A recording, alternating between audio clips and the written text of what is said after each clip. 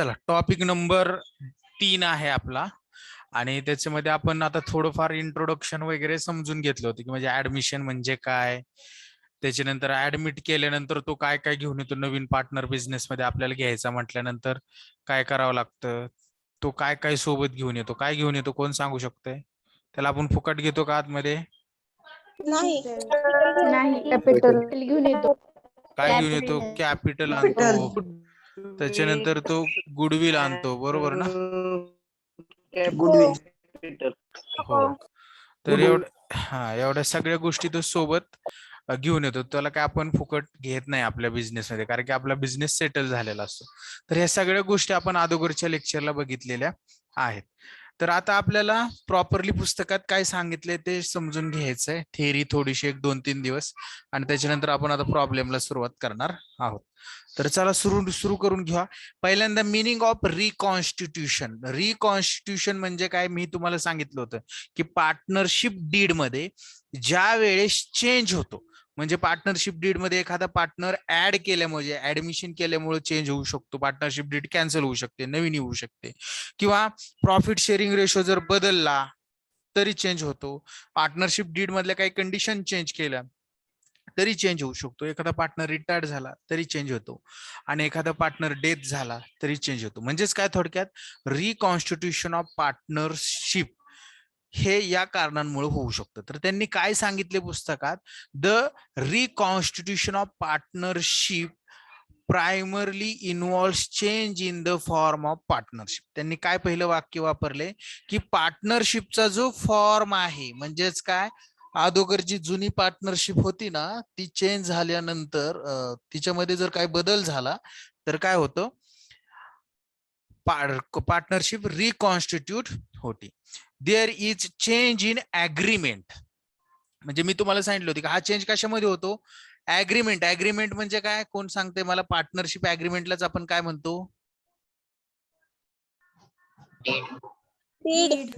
Partnership did असं म्हणतो.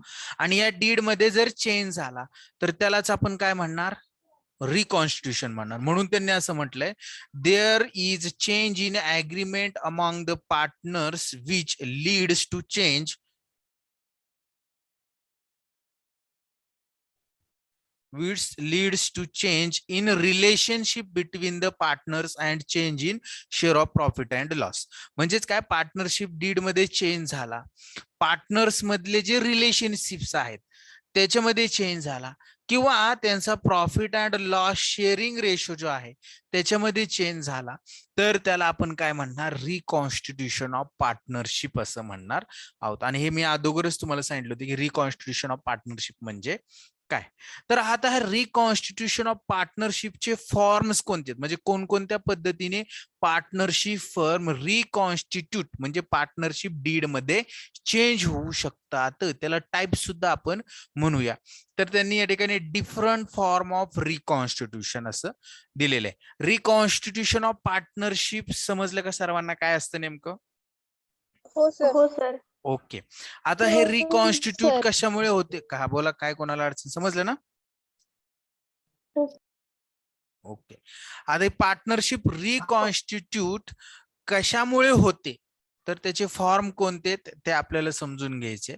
तर change in profit sharing of existing partner, म्हणजे दोन पार्टनर्स आहेत, बरोबर, या दोन पार्टनर्सचा प्रॉफिट शेअरिंग रेशो जर 3:2 असेल, बरोबर, आणि हा जर चेंज झाला, समजा हा चेंज त्यांनीच ठरवलं की चेंज करायचंय, म्हणजे तो जर त्यांनी 2:1 करायचं ठरवलं किंवा 5:3 करायचं ठरवलं, बरोबर, असा जर रेशो चेंज झाला तर काय होऊ शकतो, रिकॉन्स्टिट्यूट होऊ शकते पार्टनरशिप. किंवा अजून सुद्धा असं होऊ शकतं की दोन पार्टनर आहेत, त्यांच्यामध्ये एखादा पार्टनर अजून ऍड करायचा असेल, तर हा जुना पार्टनरशिप रेशो जो आहे पार्टनरशिप मधला तो चेंज होणार ना, तिसरा पार्टनर आल्यामुळं ऍड होणार ना त्यात.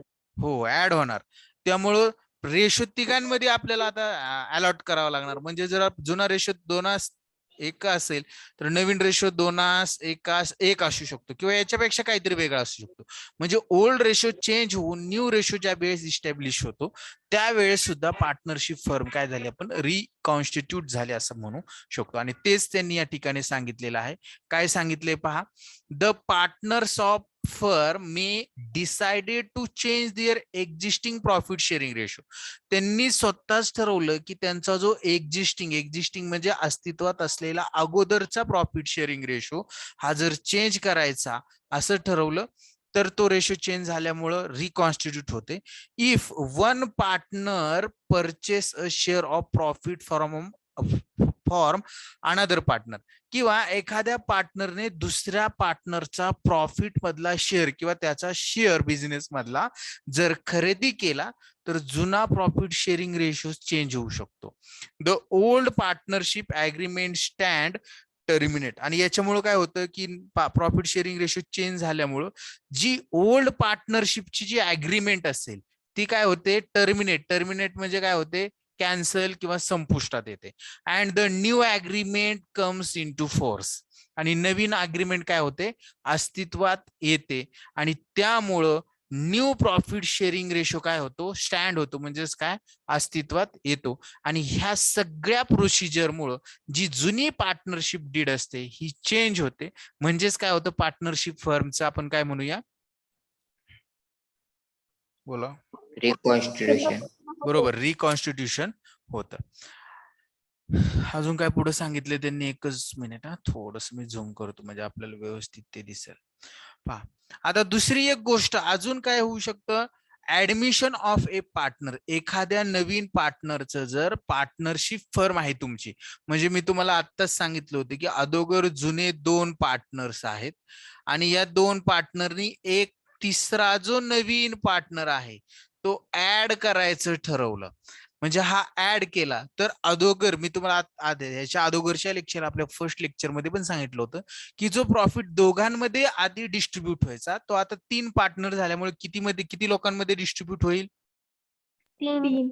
3 त्यामुळे लोकांमध्ये. त्यामुळं पार्टनरशिप फर्म मधला जो प्रॉफिट शेअरिंग रेशो आहे पार्टनरशिप डीड मधला, हा जो नॉर्म्स आहे प्रॉफिट शेअरिंग रेशोचा, हा नॉर्म चेंज होईल. ती तरतूद आपल्याला बदलावी लागेल. जुना प्रॉफिट शेअरिंग रेशो राहणार नाही. नवीन प्रॉफिट शेअरिंग रेशो त्या ठिकाणी काय होईल, अस्तित्वात येईल. आणि त्यामुळं सुद्धा पार्टनरशिप फर्मचं रिकॉन्स्टिट्यूशन होईल. तेच त्यांनी सांगितले, Wien the new partner is admitted in the business. बघा, नवीन पार्टनर जर बिझनेस मध्ये ऍडमिट केला, he brings capital and he share of goodwill. तो स्वतःच काय घेऊन येतो, कॅपिटल घेऊन येतो आणि शेअर ऑफ गुडविल मध्ये त्याचा हिस्सा असावा म्हणून गुडविल सुद्धा घेऊन येतो. Old partners have to sacrifice their share. आणि जो जुना प्रॉफिट होता, मी तुम्हाला आधी सांगितलं की आधी हा एवढा प्रॉफिट होत असेल त्याचे 2 हिस्से व्हायचे.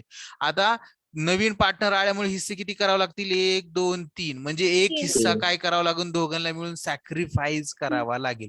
म्हणून त्यांनी म्हटले old partner have to sacrifice. तुम्हाला प्रश्न विचारला जाईल की ऍडमिशन मध्ये सॅक्रिफाय कोण करतं, ओल्ड पार्टनर की न्यू पार्टनर की all partner? Old partner. Old partner काय करतात, Old partner. सॅक्रिफाईस करतात. बरोबर, ओल्ड पार्टनर सॅक्रिफाईस करणार. आणि ते का सॅक्रिफाईस करतात की नवीन पार्टनरला काहीतरी हिस्सा द्यायचा होता. मी चांगलं उदाहरण दिलं होतं, प्रतीक्षा वगैरे जेवण करत होते आणि त्यांच्याकडे 2-2 चपाती येत असं मी म्हटलं होतं, तर त्या पद्धतीने आपण ते समजून घेतलेले. म्हणून त्यांनी काय सांगितलं की ओल्ड पार्टनरला सॅक्रिफाईस करावं लागतं आणि त्याच्यामुळं नवीन प्रॉफिट शेअरिंग रेशो काय होतो, अस्तित्वात येतो. आणि जे पार्टनरशिपचं जे अग्रीमेंट असतं, म्हणजेच आपण त्याला पार्टनरशिप डीड म्हणतो, ती काय होते, चेंज होते. आणि पार्टनरशिप डीड मध्ये एकदा चेंज झाला की पार्टनरशिप काय म्हणू आपण, रिकॉन्स्टिट्यूट झाली असं म्हणू. पहिल्यांदा काय रेशो मध्ये चेंज केलं तुम्ही, प्रॉफिट शेअरिंग रेशो मध्ये चेंज होईल. ऍडमिशन केलं एखाद्या पार्टनरचं तर तरी सुद्धा प्रॉफिट शेअरिंग रेशो चेंज होईल, म्हणजे पार्टनरशिप काय होईल, रिकॉन्स्टिट्यूट होईल. क्लिअर का सर्वांना इथपर्यंत? हो सर. ओके, चला. Retirement of partner. एखादा पार्टनर जसा तुम्ही ऍड करता तसा जर समजा 3 पार्टनर्स आहेत असं समजूया, 3 पार्टनर्स, त्यातला एखादा पार्टनर जर तुमच्याकडून निघून गेला, म्हणजेच निघून गेल्यामुळे तुमच्याकडे राहिले फक्त आता 2च पार्टनर. बरोबर, म्हणजे जुने पार्टनर 3 होते, तिघांमध्ये प्रॉफिट वाटला जायचा. आता नवीन पार्टनर राहिलेत फक्त, आता राहिले फक्त दोघं, म्हणजे इथनं पुढचा जो प्रॉफिट होईल तो कोणामध्ये वाटला जाईल? फक्त दोघांमध्ये. दोघांमध्ये दोन वाटला. हा, 2 जणांमध्ये वाटला जाईल. म्हणजे थोडक्यात काय, जुन्या प्रॉफिट शेअरिंग रेशो आता आपल्याला बदलावा लागणार, बरोबर ना? हो. हो. आणि प्रॉफिट शेअरिंग रेशो बदलला म्हणजे पार्टनरशिप अग्रीमेंट मध्ये चेंज झाला, आणि अग्रीमेंट मध्ये चेंज झाला की पार्टनरशिप काय झाली? रिकॉन्स्टिट्यूट झाली. तर तेच त्यांनी अशी ठिकाणी सांगितलंय, if the partners is retiring from the partnership firm he share of profit. बघा, पार्टनरशिप फर्म मधनं जर तो काय झाला? रिटायर्ड झाला, तर त्याचा जो शेअर ऑफ प्रॉफिट आहे up to the date of his retirement, तो ज्या तारखेला बिझनेस मधनं बाहेर जाईल त्या तारखेपर्यंत त्याचा बिझनेस मध्ये असणारा शेअर म्हणजे काय, थोडक्यात आपण त्याचं कॅपिटल म्हणू किंवा प्रॉफिट म्हणू, त्याच्या वाटणीचं, ते तो काय करून जातो? स्वतः सोबत घेऊन जातो. आणि त्याच्यानंतर पुढं बिझनेस जर ह्या दोघा व्यक्तींनी जर चालू ठेवला तर त्यांच्यामध्ये एक नवीन ऍग्रीमेंट होतं. जुनं पार्टनरशिप ऍग्रीमेंट काय होतं? डिझॉल्व्ह, म्हणजेच काय होतं? टर्मिनेट होतं. आणि न्यू पार्टनरशिप ऍग्रीमेंट काय केलं जाणार त्या ठिकाणी? इन्फोर्सेबल असणार आहे, म्हणजेच काय? अस्तित्वात येणार आहे. आणि त्याच्यामुळं पार्टनरशिप मध्ये काय होतं? रिकॉन्स्टिट्यूशन होतं. म्हणजे नवीन पार्टनर आल्यावर जसं होतं तसं एखादा पार्टनर गेल्यावर सुद्धा होणार आहे. आणि त्यांनी तेच सांगितले, ही share in other reserve of the firm will be paid to him. त्याचे सगळे पैसे आपण त्याला देतो तो जाताना. आणि old partners will gain the profit, there will be change in profit sharing ratio. म्हणजे जुना जो प्रॉफिट शेअरिंग रेशो जो आहे तो चेंज होतो, आणि नवीन प्रॉफिट शेअरिंग रेशो दोघांमध्येच आपल्याला ठरवावा लागतो. म्हणजेच ऍग्रीमेंट मध्ये चेंज झाला, म्हणजेच रिकॉन्स्टिट्यूशन झालं पार्टनरशिप फर्मचं. याच्यामध्ये कोणाला काय डाऊट? आतापर्यंत आपण 3 पॉइंट बघितले. नाही सर. नाही. ओके, चला पुढे जाऊया. Death of partner. आता हे सगळ्या काय आहेत? ऍडमिशन करायचं असेल हे आपण ठरवून करतो, कोणाला घ्यायचं कोणाला नाही घ्यायचं. रिटायरमेंट, एखाद्या पार्टनरला वाटले की मला बाहेर पडायचं, ठरवून बाहेर पडू शकतो. पण ही जी डेथ ऑफ पार्टनर आहे ही काय ठरवून होतं का? असं कोण म्हणू शकतं का मी या या तारखेला या वाजता माझा मृत्यू होणार आहे, असं काय असतं का? याचा काय मुहूर्त नसतो. हा, याचा काय मुहूर्त नसतो. त्यामुळं डेथ ऑफ पार्टनर कधी होऊ शकतो, एखादा पार्टनर डेथ. तर ही डेथ झाल्यामुळं एखादा पार्टनर तुमच्यातून, तुमच्या पार्टनरशिप फर्म मधून सोडून देवाघरी गेल्यानंतर सुद्धा राहिलेला जो बिझनेस तो बाकीचे पार्टनर चालवतील. मग आता तो जो सोडून गेलाय त्याच्या ज्या लिगल हायर म्हणतो आपण त्याला, लिगल हायर किंवा लिगल रिप्रेझेंटेटिव्ह म्हणू, वारसदार म्हणू, त्या वारसदाराला बिझनेस मधला, प्रॉफिट मधला काही त्याचा हिस्सा असेल, कॅपिटल मधला काही त्याचा हिस्सा असेल, तो त्याला द्यायचा.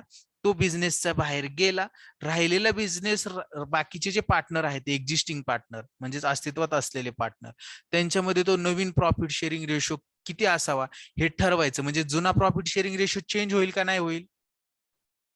होईल. आणि एकदा रेशो चेंज झाला म्हणजे पार्टनरशिप अग्रीमेंट जुनं सुद्धा काय होणार? चेंज होणार, बरोबर ना?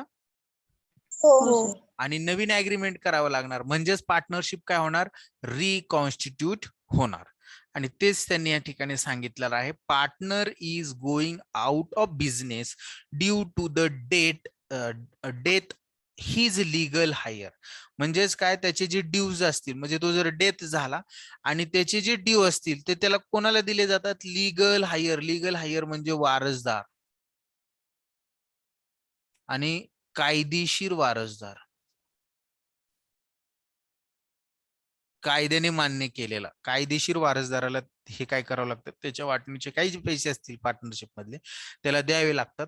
Share of profit of continuing partner will be change and old partnership agreement comes to and end. म्हणजे त्यामुळे काय, तो डेथ झाल्यामुळे जो प्रॉफिट मधला शेअर आहे बाकीच्या पार्टनर मधला, जे एक्झिस्टिंग पार्टनर आहेत त्यांच्यामधला चेंज होतो आणि जुनी अग्रीमेंट कॅन्सल होते. म्हणजेच काय, पार्टनरशिप फर्मचं रिकॉन्स्टिट्यूशन होतं. क्लिअर का सर्वांना? हो सर. ओके. आता हे जे सगळे टॉपिक आहेत हे आपल्याला सगळे काय करायचंय?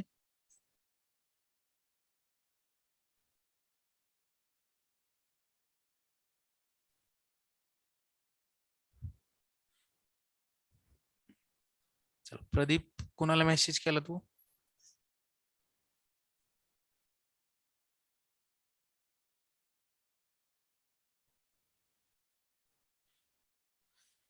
चला पुढे जाऊया.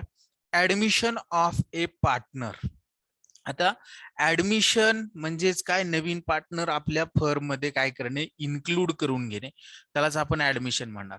जर ऍडमिशन करायचं असेल तर पहिली एक गोष्ट लक्षात ठेवायची की जे जुने पार्टनर्स आहेत फर्म मधले त्याला आपण ओल्ड पार्टनर म्हणू. ओल्ड पार्टनर दोघं असतील आणि जर तिसरा व्यक्ती या ठिकाणी घ्यायचा असेल तर या दोघांची परवानगी असल्याशिवाय घेता येत नाही.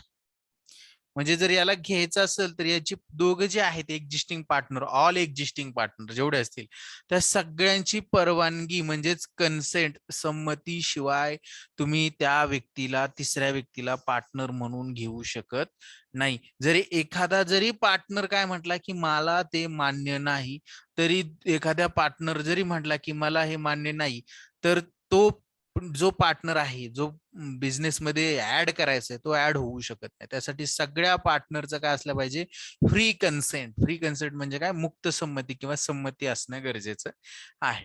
तर त्यांनी काय सांगितलंय ते समजून घेऊया. आता पार्टनरशिप ऍक्ट जो आहे तो 1932 आहे.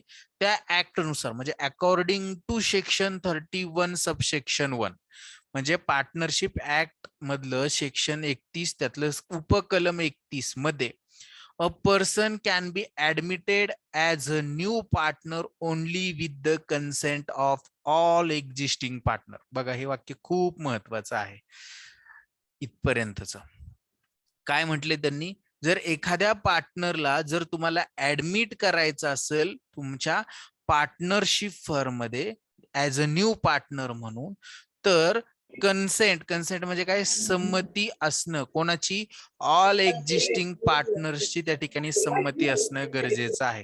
त्याशिवाय तुम्ही त्याला काय करू शकत नाही, ऍड करू शकत नाही किंवा त्याला तुम्ही तुमच्या पार्टनरशिप मध्ये घेऊ शकत नाही. अदरवाईज ऍग्रीड अपॉन म्हणजे सगळ्या, अनलेस अदरवाईज ऍग्रीड अपॉन म्हणजे सगळ्यांची मान्यता असावी, संमती असावी, तरच तुम्हाला एखादा पार्टनर तुमच्या फर्म मध्ये काय करता येतो, इन्क्लूड करून घेता येतो. हे क्लिअर सर्वांना? हो सर. ओके. चला, new partner will bring his share of goodwill and capital.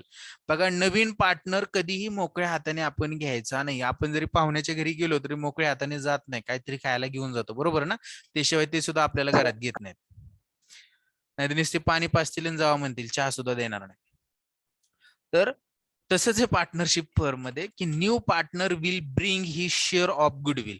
Naveen partner business मध्ये, आता हे गुडविल कॅपिटल का आणायचं, कारण की बिझनेस ऑलरेडी सेट आहे. या जुन्या पार्टनरने खूप कष्ट करून तो बिझनेस ग्रोईंग स्टेजला आणलेला आहे, त्याची डेव्हलपमेंट केलेली आहे, त्याला प्रॉफिट अर्निंग कॅपॅसिटी मध्ये आणून ठेवलेला आहे. त्यामुळं तो जो आयता बिझनेस आहे, तो नवीन पार्टनर जो येणार आहे त्याला आयता बिझनेस भेटणार आहे. त्यासाठी तो गुडविल कॅपिटल घेऊनच येतो, त्याशिवाय त्याला घेतलं जात नाही बिझनेसमध्ये. Bring his share of goodwill and capital, तो स्वतःच गुडविल आणि कॅपिटलची जी काही अमाऊंट असेल ती त्या पार्टनरशिप फर्म मध्ये घेऊन येतो, म्हणजे त्या पार्टनरला देतो. And enjoy the right to share future profit. आणि ही अमाऊंट दिल्यामुळं तो काय करू शकतो, एन्जॉय करू शकतो. कोणता हक्क एन्जॉय करणार, एन्जॉय द राईट म्हणजेच काय, त्याला तो हक्क मिळतो की भविष्यात फ्युचर मध्ये जो प्रॉफिट मिळणार आहे तो त्याला शेअर म्हणजेच काय, तो त्याच्यामध्ये सहभागी होऊ शकतो. असं ह्या वाक्याचा अर्थ आहे. म्हणजे नवीन पार्टनर जर तुम्हाला घ्यायचा असेल तर सर्वात म्हणजे सर्व पार्टनरची संमती असली पाहिजे. तो येताना काय मोकळ्या हाताने येत नाही, तो गुडविल कॅपिटल घेऊन येणार आहे. गुडविल कॅपिटल त्याने फर्मला दिल्यामुळं तो भविष्यात फर्मला जो प्रॉफिट होणार आहे त्या प्रॉफिट मध्ये काय होणार, तो सहभागी होणार आहे. क्लिअर का सर्वांना? हो सर. हो सर. ओके. हो सर. आता त्यांनी ह्या चॅप्टर मध्ये काय सांगितलंय, this chapters cover the accounting treatment of admission of partner in existing partnership firm. म्हणजे या पार्टनर मध्ये फक्त अकाउंटिंग ट्रीटमेंट काय असणार आहेत याच आपल्याला शिकायच्यात. म्हणजे नवीन पार्टनर आला तो कॅपिटल आणणार आहे, गुडविल आणणार आहे, त्याच्या अकाउंटिंग ट्रीटमेंट काय होईल, तो आल्यामुळे एकतर आपले असेट वाढतील किंवा काय होतील, कमी होतील, किंवा लॅबिलिटी वाढतील किंवा काय कमी होतील. मग त्याच्या अकाउंटिंग ट्रीटमेंट काय असणार आहे, एवढंच आपल्याला ह्या प्रॉब्लेम मध्ये म्हणजे ह्या टॉपिक मध्ये शिकायचं आहे.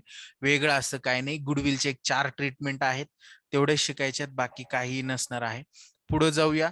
आता ही नीड का आहे, म्हणजे हा नवीन पार्टनर आपल्यामध्ये घ्यायचा का, फर्म मध्ये नवीन पार्टनरला ऍडमिट का करून घ्यायचं?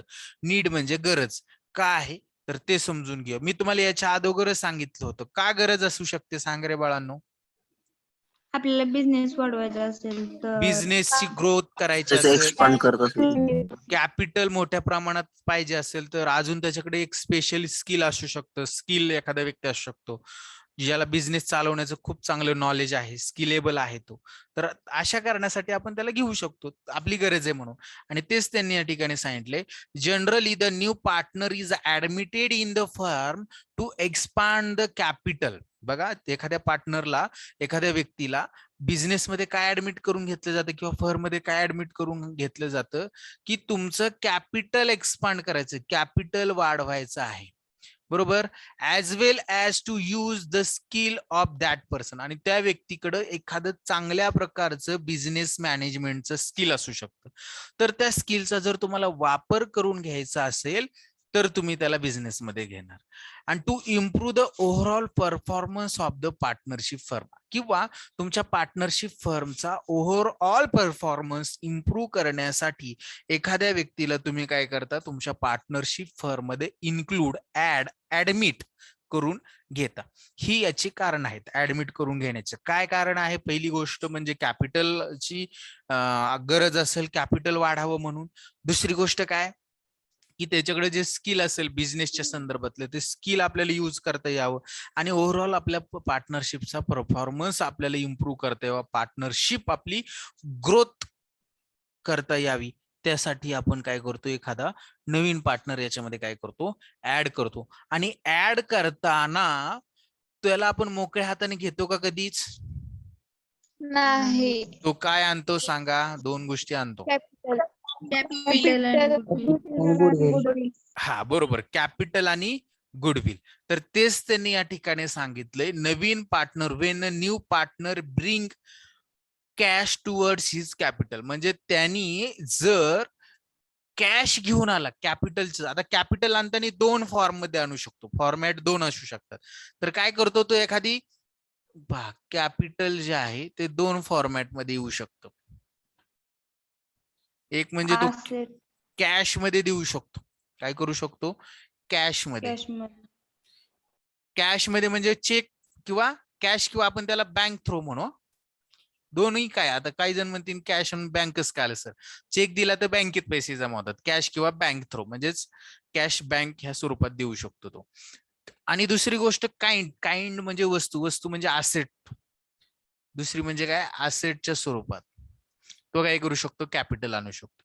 आता एक गोष्ट लक्षात ठेवायची, कॅश सुद्धा आपली असेटच असते, कळतंय ना समोर, पण ही लिक्विड असेट आहे. लिक्विड म्हणजे त्याला आपण लिक्विड म्हणजे करंट असेट म्हणतो. तर आपल्याकडे कॅश आली की आपली असेट वाढली की आपण असेटला काय करतो, कोण सांगितलं, कोण सांगते मला? असेट वाढली, डेबिट करतो. जर त्यांनी असेट आणली तर आपल्याकडे असेट वाढणार आहे का कमी होणार आहे? वाढणार. म्हणजे असेटला काय करणार आपण? डेबिट. म्हणजे जर असेटच्या स्वरूपात जर त्यांनी कॅपिटल आपल्याकडे आणलं तर आपण काय म्हणू, असेट अकाउंट डेबिट, बरोबर ना? हो सर. असेट परत अकाउंट. एकदा सांगा. परत एकदा सांगतो, काय आहे की मी तुम्हाला हे सुरुवातीला ज्यावेळेस बेसिक शिकवत होतो त्यावेळेस असं शिकवलं होतं की असेट जे असते, असेटचा बॅलन्स असतो मुळात डेबिट, बरोबर का? हो सर. हो. आणि असेट वाढली तर असेट काय करणार आपण? डेबिट. हा. आणि असेट कमी झाली तर असेट काय करणार? क्रेडिट कर, बरोबर. आता त्यांनी असेट आणली म्हणजे आपल्याकडे असेट आली म्हणजे आपली असेट वाढेल का कमी होईल? वाढेल. म्हणून आपण मग आपण असेटला काय देणार? डेबिट. म्हणजे जनरल एंट्री मध्ये asset account debit. Debit to कोणता जो पार्टनर असेल त्या पार्टनरचं नाव, म्हणजेच टू मी या ठिकाणी पार्टनर्स कॅपिटल म्हणतो. त्यांनी काय म्हणून आणले? ते कॅपिटल म्हणून आणलेले, म्हणून पार्टनर्स कॅपिटल अकाउंट. क्लिअर का सर्वांना? एंट्री हो सर. ओके मी हो दोन सर. दोन नंबरची एंट्री या ठिकाणी समजून सांगितली तुम्हाला. पहा काय समजून सांगितली, when a new partner being certain asset towards his capital. म्हणजे त्यांनी काय एखादी असेट कॅपिटल म्हणून जर आणली तर असेट आली, असेट वाढली, असेटला डेबिट आणि त्यांनी दिलं आपल्याला काय दिलं, कॅपिटलच्या स्वरूपात असेट दिलं. म्हणजे आपली लॅबिलिटी सुद्धा काय झाली, वाढली. कॅपिटल म्हणून आणली ना त्यांनी, हो. बरोबर का? आणि कॅपिटल आपली काय आहे, कोण सांगतंय? लॅबिलिटी. लॅबिलिटी. Liability. लॅबिलिटी आहे कॅपिटल, आणि लॅबिलिटी वाढली तर आपण काय करतो, डेबिट का क्रेडिट? क्रेडिट देतो. क्रेडिट. जसं असेट वाढल्यावर डेबिट, तसं लॅबिलिटी वाढल्यावर क्रेडिट. म्हणून एंट्री काय करणार, to new partners capital account. एंट्रीचा रिझन सुद्धा बाय रूल समजून सांगतो मी, अजिबात घाबरायचं नाही. का रे एंट्री अशी होते हे सुद्धा सांगितलं मी. आता दुसरा जी मेथड आहे त्यांनी काय सांगितले, कॅश घेऊन येऊ शकतो तो, कॅशच्या स्वरूपात. कॅश सुद्धा आपली असेटच आहे ना. हो सर. हो, असेट वाढली की असेटला डेबिट, म्हणजे कॅश वाढली, कॅश किंवा बँक अकाउंट मध्ये आपले पैसे येतील. म्हणून cash oblique bank account debit to new partner. जो नवीन पार्टनर आहे त्या पार्टनरचं नाव लिहिणार, कॅपिटल अकाउंट. अशा पद्धतीची एंट्री होईल. या दोन एंट्री तुम्हाला 100%, मी काय सांगतोय यातली, ही तर पहिली गोष्ट, तर ही जी पहिली जी आहे, ही जी एंट्री आहे ही 100% तुम्हाला प्रत्येक प्रॉब्लेम मध्ये असणार म्हणजे असणारच. ही एंट्री पाठच करून ठेवायची. कॅपिटल म्हणून त्यांनी कॅश आणली, cash account debit to new partner capital. Clear का सर्वांना? हो सर. Sir. ओके. आणि असेट जर आणली तर फक्त कॅशच्या जागेवर आपण असेटला डेबिट देणार आणि न्यू पार्टनरला कॅपिटल जे आहे त्याला क्रेडिटच. क्लिअर का सर्वांना एंट्री? याच्यामध्ये कोणाला काय डाऊट? हो सर. नाही. आता हा जो एक पॅरेग्राफ मी मागे ठेवला होता, हा फक्त तुम्हाला मी समजून सांगतो, कारण की ह्या एंट्रीज मला समजून सांगायच्या होत्या आणि नंतर आपण पॅरेग्राफ कडे जाऊ. The purpose of admitting a new partner is to increase the capital of the partnership firm. म्हणजेच काय, पार्टनरला ऍड करून घेण्याचं पर्पज म्हणजे कारण काय आहे, की तुमचं कॅपिटल इन्क्रीज व्हावं हे आहे. The new partner can bring capital in cash. जर कॅपिटल वाढावं ही तुमची इच्छा आहे तर तो काय घेऊन येईल, कॅपिटलच घेऊन येईल. मग ते कसं घेऊन येऊ शकतो, इन कॅश किंवा इन काइंड. काइंड म्हणजेच मी म्हणतो असेट. लक्षात राहू द्या, काइंड म्हणजे वस्तूच्या स्वरूपात. कळते ना सर्वांना? हो sir. ओके. हो sir. Okay. The new partner will bring the capital as per the term in the partnership deed. म्हणजे आता हा नवीन घ्यायचा आहे, त्यांच्यामध्ये जी पार्टनरशिप डीड होईल त्या डीड मध्ये तू किती कॅपिटल घेऊन यायचं हे ठरवलेलं असतं. म्हणून हे वाक्य वापरले त्यांनी. The new partner will bring the capital. तो त्याचं कॅपिटल घेऊन येतो as per the term in the partnership deed. जे त्यांची पार्टनरशिप डीड मध्ये ठरलं एवढं एवढं घेऊन यायचं, त्यानुसार तो घेऊन येतो. The accounting treatment for the capital brought in the new partner is as follows. म्हणजे त्याच्या अकाउंटिंग ट्रीटमेंट कशा असतील, तर आता मी तुम्हाला ज्या सांगितल्या त्या पद्धतीने असतील. याच्यामध्ये कोणाला काही डाऊट आहे का? नाही सर. नाही. चला पुढे जायचं मग. हो हो सर. सर. ओके, हो. चला पुढे जाऊया आपण. एकच मिनिट जरा. New ratio. आता हे रेशो खूप महत्वाचे आहेत. आता मी तुम्हाला याच्या आधीच सांगितलं होतं, म्हणजे याच्या अगोदरच्या लेक्चर मध्ये ही ओव्हरऑल थिअरी मी सगळी तुमच्याशी डिस्कस केली. फक्त लाईन टू लाईन पुस्तकामध्ये काय दिलंय तेच सांगितलं नव्हतं. आता ते सांगतोय की नवीन पार्टनर जर फर्म मध्ये आला तर जुना रेशो काय होतो तुमचा, एक्सपायर्ड होतो, Change होतो. चेंज होतो, बरोबर ना. आणि नवीन रेशो काय होतो त्या ठिकाणी अस्तित्वात येतो. म्हणून त्यांनी म्हटलेलं आहे की न्यू प्रॉफिट शेअरिंग रेशो कसा कॅल्क्युलेट करायचा ते आपल्याला या ठिकाणी बघायचं आहे. थोडस लक्ष द्या. बरेचसे मुलं, जवळजवळ 80% स्टुडंट या ठिकाणी हा रेशो कॅल्क्युलेशन मध्ये चुकतात. मी कुठं चुकतात ते सुद्धा सांगतो, काय लक्षात ठेवायचंय ते सुद्धा सांगणार. त्यामुळं थोडस परफेक्टली लक्ष देण्याचा प्रयत्न करायचा. ऍज द न्यू पार्टनर, पहा काय सांगितले, as the new partner is admitted in the partnership firm. नवीन पार्टनर पार्टनरशिप फर्म मध्ये ऍडमिट केल्यामुळे the profit sharing ratio of existing partner will be change. त्यांचा जो प्रॉफिट शेअरिंग रेशो आहे existing पार्टनरचा म्हणजे जुन्या पार्टनरचा, तो काय होतो, चेंज चेंज होतो. होतो. बरोबर. And there is need to calculate new profit sharing ratio including new partner. आणि हा चेंज झाल्यामुळं आपल्याला कशाची गरज असते की आता नवीन पार्टनर आला तर नवीन पार्टनर आल्यानंतर सगळ्यांचा मिळून एक नवीन रेशो कॅल्क्युलेट करावा लागेल. म्हणजे दोन पार्टनर जुने आहेत, या जुन्या पार्टनरचा 2:1 हा ओल्ड रेशो आहे. आवाज येतोय ना सर्वांना? हो सर. हो सर. हो, ओल्ड रेशो आहे. आणि नवीन पार्टनर आता 3 झाले, 3 व्यक्ती आलेत, तर या 3 व्यक्तींचा PSR म्हणजेच प्रॉफिट शेअरिंग रेशो काय असेल हे आपल्याला शोधावं लागतं. आणि हे प्रॉब्लेम मध्ये तुम्हाला विचारलं जातं की न्यू प्रॉफिट शेअरिंग रेशो काय असेल, याचं पण आपल्याला कॅल्क्युलेशन करता आलं पाहिजे. तर हा new profit sharing ratio including new partner आपल्याला कॅल्क्युलेट करावा लागतो. This ratio use for writing returning of goodwill. हा रेशो कुठं युजफुल ठरतो, तर तुम्हाला गुडविल रिटर्न ऑफ करायचं असेल तर. रिटर्न ऑफ करणे म्हणजे काय करणे, कमी करणे. जर तुमचं गुडविल कमी करायचं असेल तर त्यावेळेस हा रेशो काय ठरतो, युजफुल ठरतो. अँड कॅपिटल ऍडजस्टमेंट जे असतील, कॅपिटल ऍडजस्टमेंट म्हणजे काय की आता हे कॅपिटल ऍडजस्टमेंट हे सुद्धा सांगतो, कारण की ह्याच्यामध्ये बऱ्याचशा जणांची गफलत होते की जुन्या फर्म मध्ये या पार्टनरचं कॅपिटल आहे 50,000 रुपये, बरोबर, आणि या पार्टनरचं कॅपिटल आहे 60,000 रुपये असं समजूया. क्लिअर का? हे कळतंय ना सर्वांना मी काय सांगितलं आता? ते जुन्या फर्म मध्ये म्हणजे ओल्ड पार्टनरशिप फर्म मध्ये. आणि एक ऍडजस्टमेंट दिलेली असती त्यांनी की नवीन फर्म मध्ये, पहा नवीन फर्म मध्ये हे जे जुने पार्टनर्स आहेत ना, हे जुने पार्टनर्स आणि हा जो नवीन आलेला आहे हा तिसरा, या सगळ्यांचं मिळून कॅपिटल असावं 2,50,000. या सगळ्यांचं मिळून काय असावं, 2,50,000.